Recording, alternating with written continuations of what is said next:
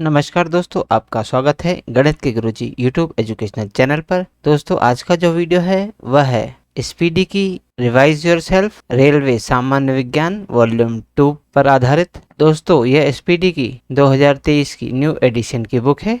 इसमें सन 2022 तक जितने भी रेलवे एग्जाम्स में प्रश्न पूछे गए हैं वे सभी इसमें दिए गए हैं। दोस्तों, यह रेलवे की सामान्य विज्ञान की बुक केवल रेलवे के लिए ही नहीं, बाकी अन्य जितनी भी परीक्षाएं होती हैं जिनमें सामान्य विज्ञान के प्रश्न पूछे जाते हैं उन सभी प्रतियोगिता परीक्षाओं के लिए उपयोगी है। दोस्तों, इस बुक में बहुत सारे सेट्स दिए गए हैं, तो दोस्तों आपके लिए बहुत अच्छा अवसर है कि हमारे इस चैनल पर बिल्कुल शुरू से इस बुक की शुरुआत हो रही है। तो आइए हमारे साथ इस बुक को पूरा कीजिए और अपनी तैयारी को बेहतर कीजिए।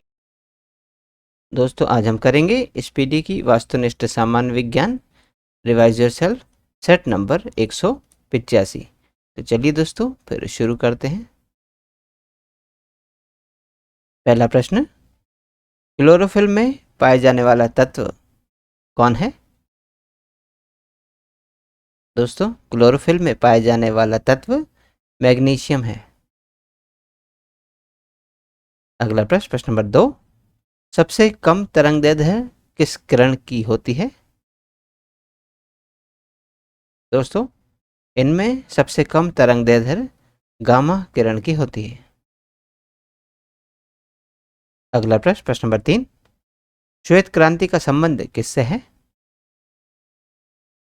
दोस्तों, श्वेत क्रांति का संबंध दूध उत्पादन से है। अगला प्रश्न, प्रश्न नंबर 4, दूध में दूसरा सबसे बड़ा तत्व कौन है? दोस्तों, दूध में दूसरा सबसे बड़ा तत्व वसा है। अगला प्रश्न, प्रश्न नंबर 5, विज्ञान की वह शाखा जिसके अंतर्गत सूक्ष्म जीव जैसे जीवाणु एवं विषाणु का अध्ययन किया जाता है क्या कहलाती है? दोस्तों, विज्ञान की वह शाखा जिसके अंतर्गत सूक्ष्म जीव जैसे जीवाणु एवं विषाणु का अध्ययन किया जाता है माइक्रोबायोलॉजी कहलाती है। अगला प्रश्न, प्रश्न नंबर 6, वातावरण में कार्बन डाइऑक्साइड की प्रतिशत मात्रा कितनी होती है? दोस्तों, वातावरण में कार्बन डाइऑक्साइड की प्रतिशत मात्रा 0.03% होती है। अगला प्रश्न, प्रश्न नंबर 7, जैव विविधता का अंतर्राष्ट्रीय वर्ष क्या था? दोस्तों, जैव विविधता का अंतर्राष्ट्रीय वर्ष 2010 था। अगला प्रश्न, प्रश्न नंबर 8, लैक्टोबैसिलस सूक्ष्मजीवी किसमें होता है? दोस्तों, लैक्टोबैसिलस सूक्ष्मजीवी दूध में होता है। अगला प्रश्न, प्रश्न नंबर 9, प्लेग किससे फैलने वाली बीमारी है? दोस्तों, प्लेग जीवाणु से फैलने वाली बीमारी है। अगला प्रश्न, प्रश्न नंबर 10, विज्ञान की वह शाखा जिसके अंतर्गत मोलास्का संघ के जीवों व कवचों का अध्ययन किया जाता है क्या कहलाती है? दोस्तों, विज्ञान की वह शाखा जिसके अंतर्गत मोलास्का संघ के जीवों व कवचों का अध्ययन किया जाता है मेलेकोलॉजी कहलाती है।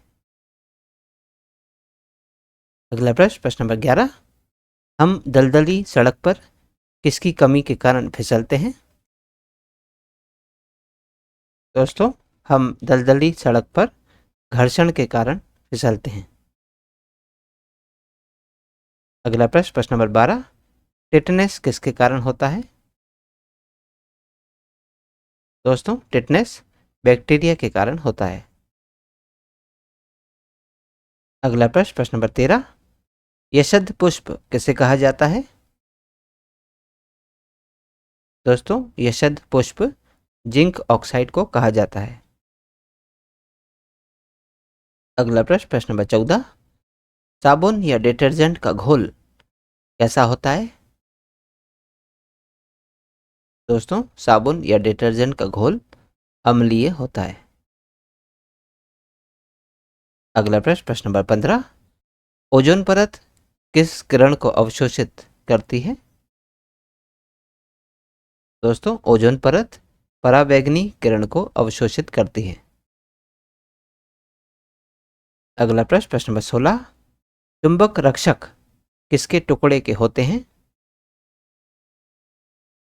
दोस्तों, चुंबक रक्षक नर्म लोहे के टुकड़े के होते हैं। अगला प्रश्न, प्रश्न नंबर 17, विज्ञान की वह शाखा जिसके अंतर्गत 2 माह से कम आयु के बच्चों का अध्ययन किया जाता है, क्या कहलाती है? दोस्तों, विज्ञान की वह शाखा जिसके अंतर्गत 2 माह से कम आयु के बच्चों का अध्ययन किया जाता है, नियोनेटोलॉजी कहलाती है। अगला प्रश्न, प्रश्न नंबर 18, जिस स्थान पर भूकंप आता है ठीक उस बिंदु को क्या कहते हैं? दोस्तों, जिस स्थान पर भूकंप आता है ठीक उस बिंदु को केंद्र कहते हैं। अगला प्रश्न, प्रश्न नंबर 19, बोरेक्स किसका अयस्क है? दोस्तों, बोरेक्स सोडियम का अयस्क है। अगला प्रश्न, प्रश्न नंबर 20, ऑटोमोबाइल में पीछे का ट्रैफिक देखने के लिए किस प्रकार का दर्पण प्रयुक्त होता है? दोस्तों, ऑटोमोबाइल में पीछे का ट्रैफिक देखने के लिए उत्तल दर्पण का प्रयोग होता है। अगला प्रश्न, प्रश्न नंबर 21, फलों का मधुर या मीठा स्वाद किसके कारण होता है? दोस्तों, फलों का मधुर यानी मीठा स्वाद फ्रक्टोज के कारण होता है। अगला प्रश्न, प्रश्न नंबर 22, विज्ञान की वह शाखा जिसके कारण जीवन से जुड़ी क्रियाओं एवं कार्यों का अध्ययन किया जाता है, क्या कहलाती है? दोस्तों, विज्ञान की वह शाखा जिसके कारण जीवन से जुड़ी क्रियाओं एवं कार्यों का अध्ययन किया जाता है, फिजियोलॉजी कहलाती है। अगला प्रश्न, प्रश्न नंबर 23, डीएनए किसके आधार के कारण आरएनए में बदलता है? दोस्तों, डीएनए नाइट्रोजन के आधार के कारण आरएनए में बदलता है। अगला प्रश्न, प्रश्न नंबर 24, बीसीजी का टीका जन्म के कितने दिनों के भीतर लगाया जाता है? दोस्तों, बीसीजी का टीका जन्म के 15 दिनों के भीतर लगाया जाता है। दोस्तों, बीसीजी का फुल फॉर्म है बेसिलस कलमेट गोयरिन। अगला प्रश्न, प्रश्न नंबर 25, प्रोसेसर चिप की गति किसमें मापी जाती है?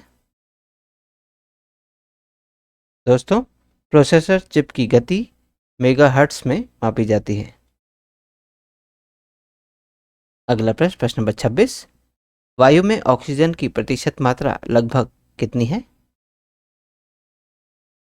दोस्तों, वायु में ऑक्सीजन की प्रतिशत मात्रा लगभग 21% है। अगला प्रश्न, प्रश्न नंबर 27, विज्ञान की वह शाखा जिसके अंतर्गत जीवों के विभिन्न समूहों में विकासीय संबंधों का अध्ययन किया जाता है, क्या कहलाती है? दोस्तों, विज्ञान की वह शाखा जिसके अंतर्गत जीवों के विभिन्न समूहों में विकासीय संबंधों का अध्ययन किया जाता है, फाइलोजेनी कहलाती है।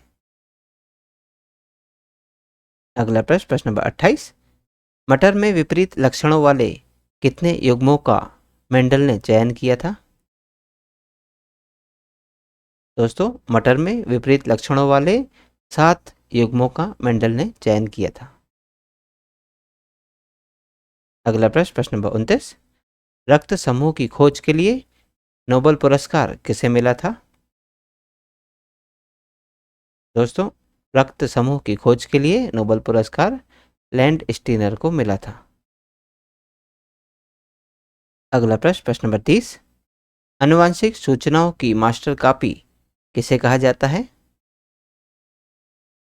दोस्तों, आनुवांशिक सूचनाओं की मास्टर कॉपी डीएनए को कहा जाता है। अगला प्रश्न, प्रश्न नंबर 31, भारत में हरित क्रांति के जनक माने जाने वाले नॉर्मन बोरलॉग कहाँ के रहने वाले थे? दोस्तों, भारत में हरित क्रांति के जनक माने जाने वाले नॉर्मन बोरलॉग अमेरिका के रहने वाले थे। अगला प्रश्न, प्रश्न नंबर 32, विज्ञान की वह शाखा जिसके अंतर्गत ट्यूमर जैसे कैंसर का अध्ययन किया जाता है क्या कहलाती है? दोस्तों, विज्ञान की वह शाखा जिसके अंतर्गत ट्यूमर जैसे कैंसर का अध्ययन किया जाता है ऑन्कोलॉजी कहलाती है। अगला प्रश्न, प्रश्न नंबर 33, कैलामाइन किसका अयस्क है? दोस्तों, कैलामाइन जस्ते का अयस्क है। अगला प्रश्न, प्रश्न नंबर 34, रेडियोधर्मी पदार्थ का आधा जीवन काल कितने दिनों का होता है? दोस्तों, रेडियोधर्मी पदार्थ का आधा जीवन काल 70 दिनों का होता है। अगला प्रश्न, प्रश्न नंबर 35, विज्ञान की वह शाखा जिसके अंतर्गत जीवाश्मों का अध्ययन किया जाता है क्या कहलाती है? दोस्तों, विज्ञान की वह शाखा जिसके अंतर्गत जीवाश्मों का अध्ययन किया जाता है पैलियोंटोलॉजी कहलाती है। अगला प्रश्न, प्रश्न नंबर 36, ठोस कार्बन डाइऑक्साइड किस में होता है? दोस्तों, ठोस कार्बन डाइऑक्साइड शुष्क बर्फ में होता है। तो दोस्तों, आज की इस प्रश्नावली में कुल 36 प्रश्न थे जो हमारे द्वारा पूर्ण कर लिए गए हैं। दोस्तों, यदि आप आज की वीडियो का PDF प्राप्त करना चाहते हैं तो आप हमारे टेलीग्राम चैनल से जुड़ सकते हैं। दोस्तों, हमारे टेलीग्राम चैनल में इस यूट्यूब चैनल के सभी वीडियोस के PDF मुफ्त में अवेलेबल हैं। तो आज ही जाइए और तुरंत ज्वाइन कीजिए और सभी वीडियोस के PDF को मुफ्त में डाउनलोड कीजिए और अपनी तैयारी को बेहतर कीजिए। और दोस्तों, यदि आप इस यूट्यूब चैनल पर नए हैं तो चैनल सब्सक्राइब कर लीजिए, वीडियो को लाइक किया कीजिए तथा इन्हें अन्य लोगों के साथ भी शेयर कीजिए। दोस्तों, मिलते हैं अगले वीडियो में अगली प्रश्नावली के साथ। तब तक के लिए नमस्कार।